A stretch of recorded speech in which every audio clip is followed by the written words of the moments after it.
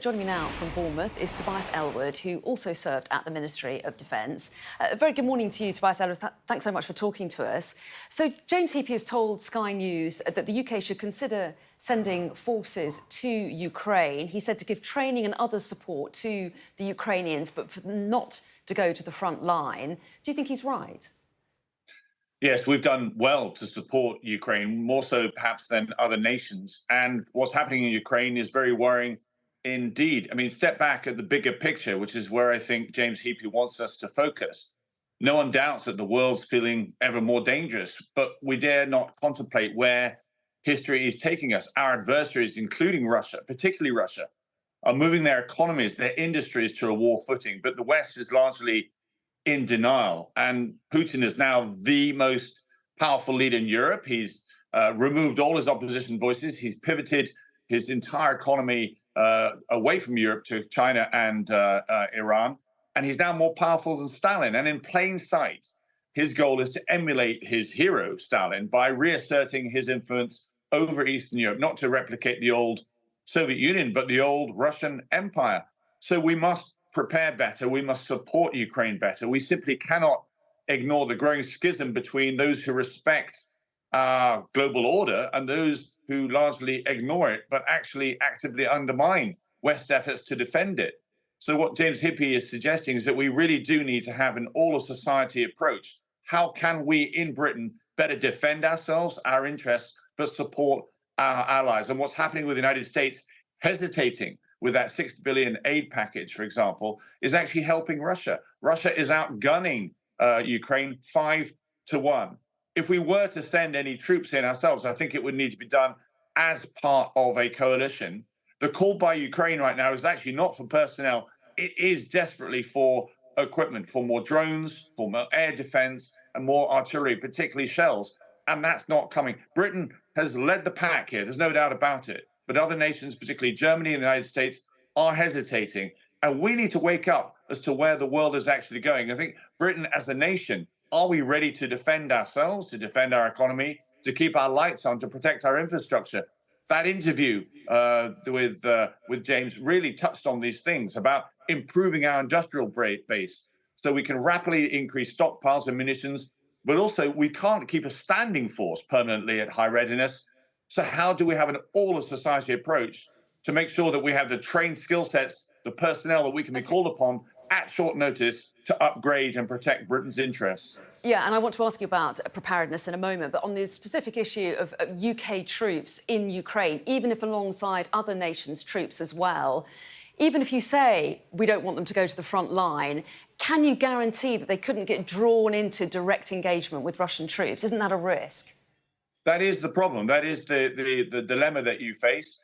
We saw what happened as an analogy with the Britons being killed in Gaza, for example, and the consequences, the diplomatic consequences from that. As I stressed, Ukraine are not calling for personnel from us. We are training. Britain is training, in fact. It's a program that James Heappey helped set up on Salisbury Plains. So we're training the Ukrainians. They themselves need to look at their own conscription. They're going through that process. That's what Zelensky is doing right now.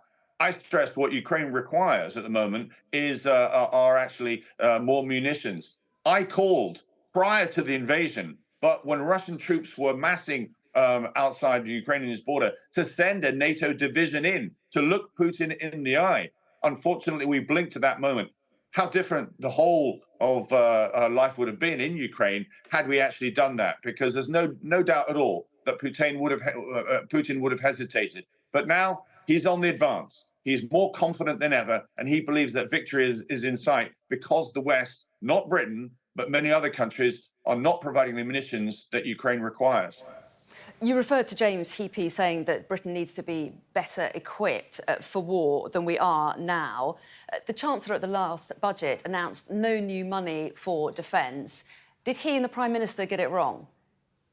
No, I wouldn't say that. I'm pleased that he's now joining a chorus of armchair generals, ex-ministers as well, including myself, that for some time have said we must move to 3% GDP, not just us, but all of NATO for the reasons I've just said, because where our world is going. But if you suddenly threw extra money, and the budget went from 54 billion to 90 billion, who would actually spend it? How would it be spent? The Navy would argue for a larger surface fleet to protect our shipping. The Army would say, I need more tanks, more personnel. The RAF would want more jets. It's not just about increasing combat mass. We've got new frontiers of cyber and space, for example. We have no tactical nuclear weapons. We have no air defense to protect London from incoming. There is currently no way of protecting the labyrinth of underwater cables that provide most of our data. I posed these questions because there is some work to be done to work out what threats we have to face, then how you spend the money. I'm afraid the MOD has not got a great track record of gaining increases in sums and spending it wisely. So we need to have that defense review. That can happen now.